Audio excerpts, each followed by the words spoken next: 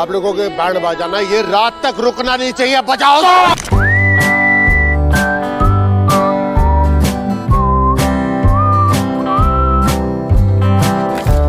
अरे मैं क्या बताऊं, मैं क्या बताऊं, मैं क्या बताऊं। क्या हुआ? वो पेपर भेजा था रीचेकिंग के लिए, उसका क्या हुआ? नहीं हुआ। सुनो बेटा, बंद करो ये ड्रामे, तुमसे नहीं होने वाला है सीएबीए।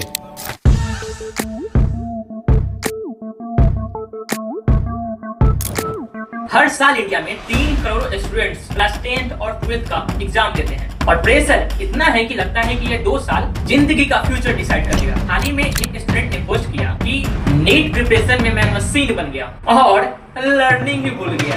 पर एक सच है जो कोई नहीं बताता, वह यह है कि लगभग हाफ ग्रेजुएट्स जॉब रेडी होते ही नहीं है। तो सवाल यहाँ पर ये आता है, क्या हमारी इंडियन डिग्री की दुनिया में कोई वैल्यू है या वीडियो रियलिटी चेक है हर स्टूडेंट के लिए? क्या हमारा सिस्टम सच में फ्यूचर रेडी है?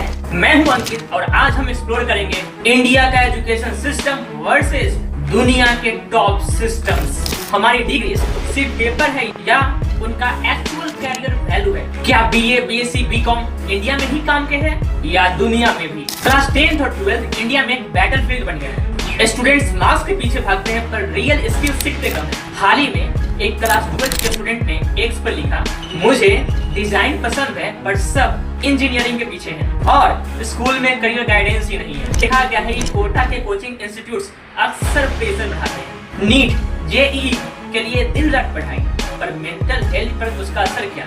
फिनलैंड में 10th तक मेजर एग्जाम्स है ही नहीं और वहाँ के टीचर्स पर्सनलाइज्ड गाइडेंस भी देते हैं। जर्मनी में 12th के बाद वोकेशनल या एकेडमिक पाथ्स मिलते हैं, लेकिन इंडिया में Good evening. Tonight we're going to have a nice quick class on bridges. There are 6 types of bridges: beam, cantilever, arch, suspension, and 2 others. You got to land on both sides, water in the middle. See you all next week.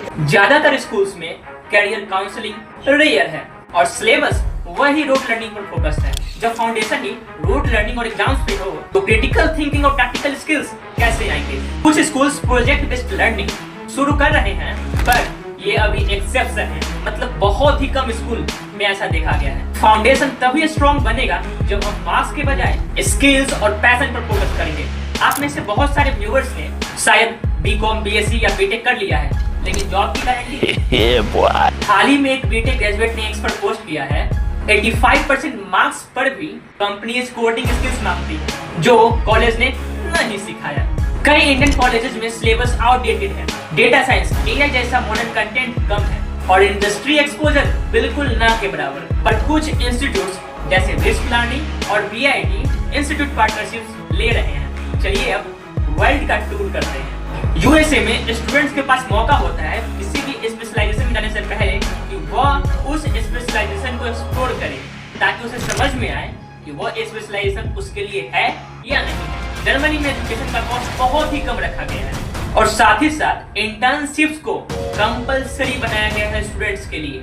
Japan में discipline, team work को बहुत ही importance दिया गया है। साथ ही साथ take carriers में innovation पर फोकस किया गया है। चलिए अब आपको हमारे देश का एक शॉकिंग फैक्ट के साथ रूबरू कराते हैं। 2023 के इंडस्ट्री रिपोर्ट्स के मुताबिक सिर्फ 50% यानी 50% इंडियन ग्रेजुएट्स ही इंडस्ट्री रेडी होते हैं।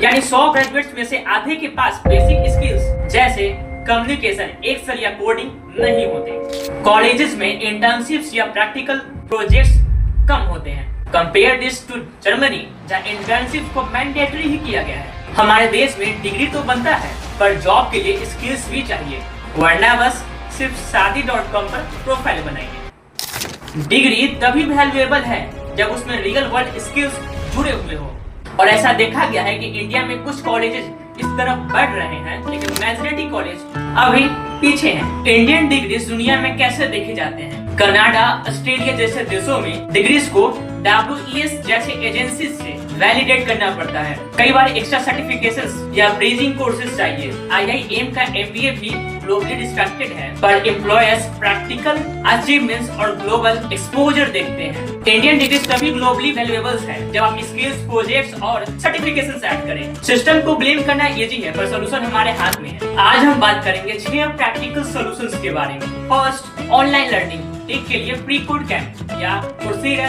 Google data analytics certificate. Commerce के लिए यूडमी पे एक्सेल, टैली या सैप सीखें। Second, internships. कॉलेज में इंटर्नशिप लो even it is unpaid. Tech students के पास इंटरसाला पर एक अच्छा ऑप्शन है because the thing is that experience always matters. Third, freelancing. Upwork या फाइवर पर प्रोजेक्ट शुरू करो राइटिंग, डिजाइन या कोडिंग के लिए। Fourth, communication skills. इंग्लिश सीखना जरूरी है पर क्लैरिटी और कॉन्फिडेंस उतना ही मैटर करता है। Fifth, abroad planning. अगर आपका मन अब्रॉड जाने का है तो आईएलटीएस या जीआरई के लिए अभी से ही प्रिपरेशन शुरू कर दीजिए। And the last not the least, parental communication. अपने पेरेंट्स से नॉन ट्रेडिशनल करियर्स जैसे कंटेंट क्रिएशन या डेटा साइंस के बारे में बात करें। Just show them online courses और सक्सेस स्टोरीज। क्लास 10th और 12th के स्टूडेंट के लिए एक बोनस टिप है to just explore your own hobbies. In 2025 AI, cyber security, sustainability trend कर रहे हैं। यूट्यूब पर फ्री ट्यूटोरियल से शुरू करो जैसे AI for beginners videos. Conclusion यही निकलता है कि सिस्टम परफेक्ट नहीं है पर आप अपनी डिग्री को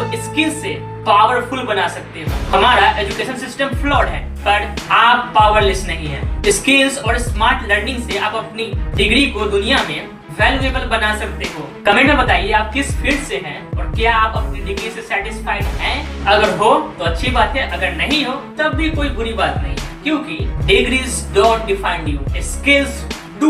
Be smart and be future ready.